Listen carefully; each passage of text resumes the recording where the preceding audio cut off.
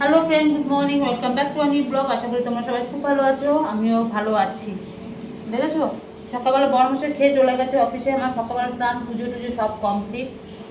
ঠিক আছে, এখন আবার বাথরুমটা তুমি সব সকালবেলা যে পরিষ্কার টুষ্কার করেছি।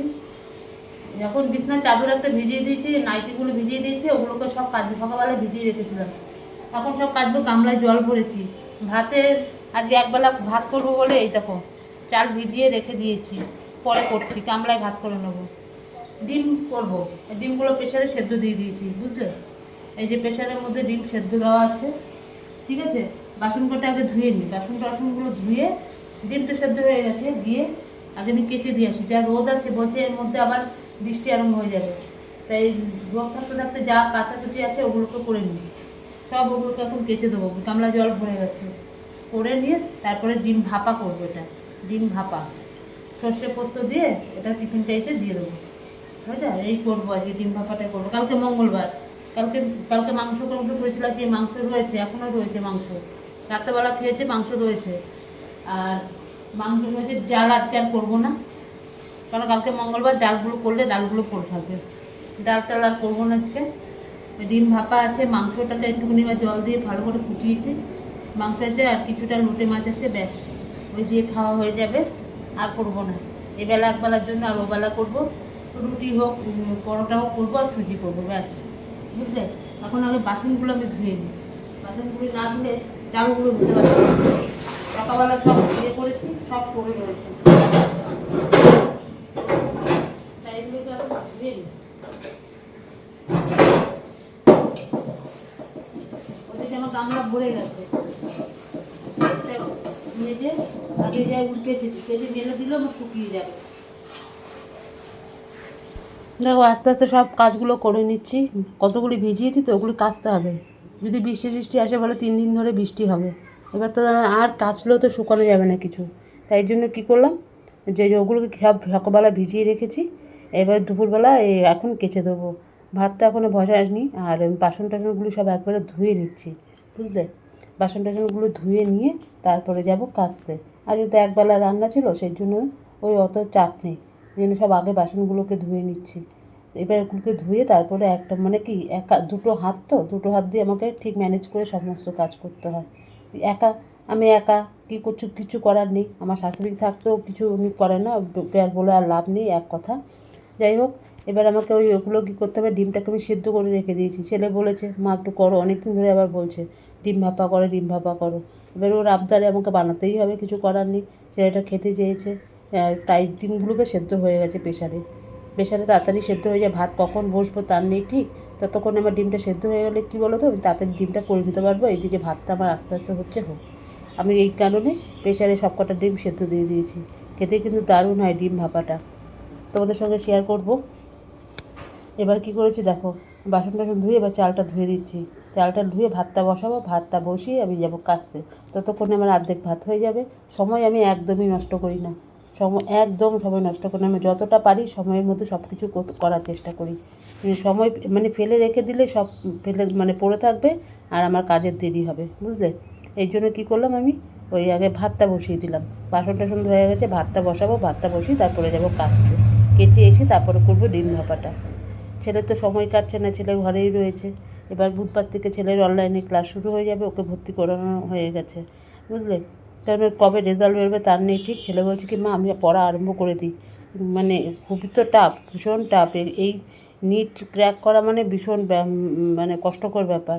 তাই জন্য ও বলছে কী হবে না হবে দেখার দরকার নেই, আগে আমি তো ভর্তি তো হয়ে যাই। যদি আমি হয়ে যাই তাহলে তখন টাকা আবার ওরা বলেছে রিফান্ড করে দেবে। ভালো কথা, তাই কর। ওই জন্য ও ছেলে বুধবার আসলে ও বাজ। দেখো, সব কেচে আসলাম, কেচে মেলে দিয়ে দিলাম। ভাত অর্ধেক হয়েছে, বন্ধ করে রেখে দিলাম। ডিম ভাপা বসিয়ে দিয়েছি, হচ্ছে। ডিম ভাপা সব রেডি করে এই যে টিফিন কারির মধ্যে বসিয়ে দিয়েছি, বুঝতে পারছো। জল দিয়েছি কড়াইয়ের মধ্যে, একটা স্ট্যান্ড দিয়ে তার উপর টিফিন কারিটা দিয়ে দিয়েছি, দিয়ে ঢাকা দিয়ে দিয়েছি। এবার ফুটছে, ফুটুক। কাচাকুচি সব কমপ্লিট। আমার জামাটা পুরো ভিজে গেছে, কিছু করার নেই, কাচতে গেলে আমার জামা ভেজে যায়। এবার কী করেছি, ডিম ভাপাটাও আমার হয়ে গেছে, মানে বসিয়েছি আর কি, হয়ে গেছে বলতে কি বসিয়েছি। ভাত তো অর্ধেক হয়ে গেছে, বন্ধ করে রেখেছি। কড়াইতে আমার জলটা না বেশি হয়ে গেছে আজকে, এই জন্য না উপর দিকে জলটা বেশি উঠে যাচ্ছে। কী করেছি, তারপরে আবার সেই জলটাকে কড়াই থেকে কিছুটা জল ফেলে দিলাম, ফেলে দিয়ে তারপরে টিফিন কারিটা দিয়েছি।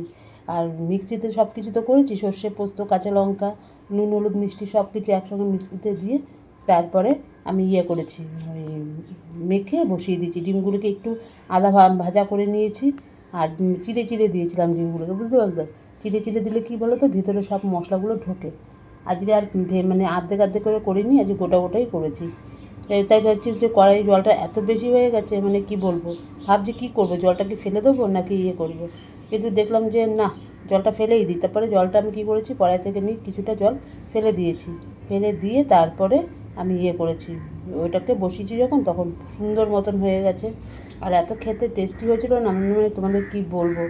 আমি তো পরে তো তোমাদের ভয়েস দিচ্ছি ভীষণ। আর টিফিন কারিটা না উপর মানে সরে সরে যাচ্ছে, ননস্টিকের কড়াই তো, মানে স্লিপ কাটছে বারবার করে ওই স্ট্যান্ডটার নিচে। ঘামছে কীভাবে, কী রোদ, কী রোদ, জামা কাপড় সব শুকিয়ে যাবে, সব মেলে দিয়েছি কেচে, পুরো ঘামছি। চলো আবার পরে আসছি। দেখো ডিম ভাপা করে নিয়েছি, এই যে পুরো তেল ভেসে উঠেছে, দেখো কিরকম হয়েছে। আজকে ডিমটাকে গোটা গোটাই রেখেছি, এই যে চিড়ে চিড়ে দিয়েছি সব ডিমটাকে, এই দেখো। তাহলে কি হয় বলো তো, ভিতরে সব মশলাগুলো ঢুকে যায়, দেখেছো? দেখো কিরকম হয়েছে ডিম ভাপাটা। সর্ষে, কালো সর্ষে আর পোস্ত, ব্যাস। টক দই, কাঁচা লঙ্কা সব দিয়ে দিয়েছি গোটা গোটা, লঙ্কাও সব সেদ্ধ হয়ে গেছে, দেখো ভাপে সব লঙ্কাগুলো ভাপে সব সেদ্ধ হয়ে গেছে, বুঝলে কিরকম হয়েছে? দেখো একবার, একদম এইভাবে ইলিশ মাছ ভাপা করে। এখানে সর্ষে আর পোস্তটা বেশি দিয়েছি, সর্ষেটা কম দিয়েছি। আর কাঁচা তেল দিয়ে দিয়েছি, নুন, হলুদ, মিষ্টি সব কিছুই দিয়েছি। আর কাঁচা লঙ্কা কিছুটা পেস্ট করে দিয়ে দিয়েছি, আর কিছুটা গোটা গোটা দিয়েছি। দেখো কিরকম হয়েছে ডিম ভাপা, দেখো সব তেল বেরিয়ে গেছে। ঠিক আছে, চলো। ছেলের আবদারে, ছেলে বারবার করে বলছে মা বানাও, মা বানাও। আমি থাক, ঠিক আছে, বানিয়েই নি। এগুলো হচ্ছে সব বেবি, এইভাবেই ইলিশ মাছ ভাপা করে। এত গরম, মানে খুলতেই পাচ্ছিলাম না ঢাকনা। চলো, এরকম হয়েছে তোমরা কিন্তু অবশ্যই কমেন্ট করে জানাবে। ঠিক আছে, টাটা বন্ধুরা, বাই। দেখো আমাদের খাওয়া দাওয়া কমপ্লিট হয়ে গেছে। এই খেয়ে বাসন টাসন ধুয়ে জামা কাপড় সব যা ছিল সব নিয়ে এসেছি, কেননা মেঘলা মেঘলা কিন্তু প্রচুর গরম। দেখো জামা কাপড় যা ছিল সব নিয়ে এসেছি, একটু একটু ভিজা, সব শুকিয়ে যাবে। পাখা চলছে, এসে চলছে, সব শুকিয়ে যাবে। খাওয়া কমপ্লিট হয়ে গেছে। আজ একটু তাড়াতাড়ি মনে হয়, বেশি না, একটু তাড়াতাড়ি হয়েছে। চলো, সকালবেলা উঠেছি, আর নিতে পারছি না, এবার তো শুতেই হবে। ভাত খেয়ে আমি আর পারি না। ছেলেরও আমার অভ্যাস একই, ও খেয়ে দিয়ে উঠে একটু হলেও ওর শুতে হয়, আমারও তাই, আমার বড়েরও তাই। পেটে ভাত পড়লে একটু শুতে হবে। ঠিক আছে, চলো এবার একটু শুই, আবার সন্ধ্যাবেলা উঠবো। আজকে তাড়াতাড়ি উঠতে হবে সন্ধ্যাবেলা। বাবা ফোনটাকে ওপাশে রেখে দে। ঠিক আছে, চলো।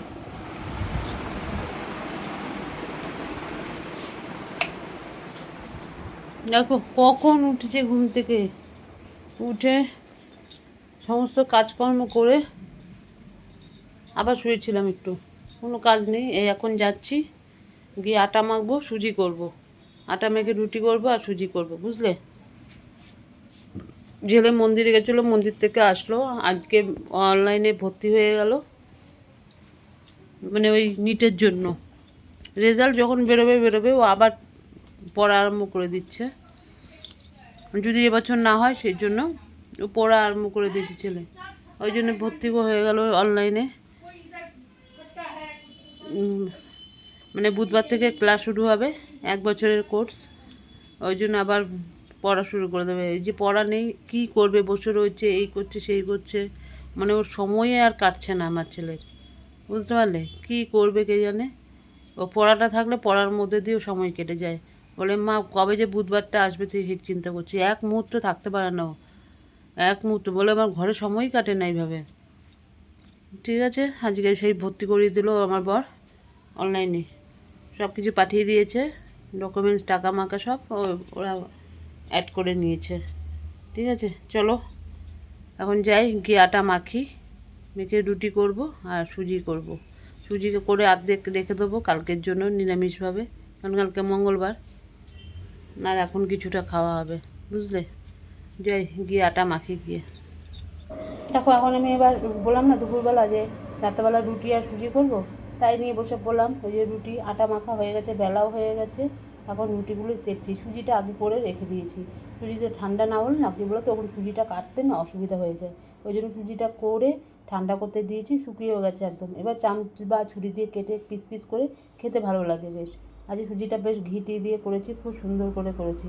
এখন এই রুটিগুলো করে নিচ্ছি, ছেলে তো রুটি খাবে না, ছেলে কালকে কিছুটা ময়দা মেখেছিলাম, কিছুটা মানে লুচি করেছে আর কিছুটা ময়দা রেখে দিয়েছিলাম, আমি জানি আজকে লাগবে, ওই জন্য কী করলাম আমি ওই ময়দাটা বার করে কিছুক্ষণ আগে রেখে দিয়েছি, না শক্ত হয়ে থাকে তো, তারপরে ময়দাটাকে মানে ইয়ে করেছি, মানে বেলে ওটাকে লুচি করব।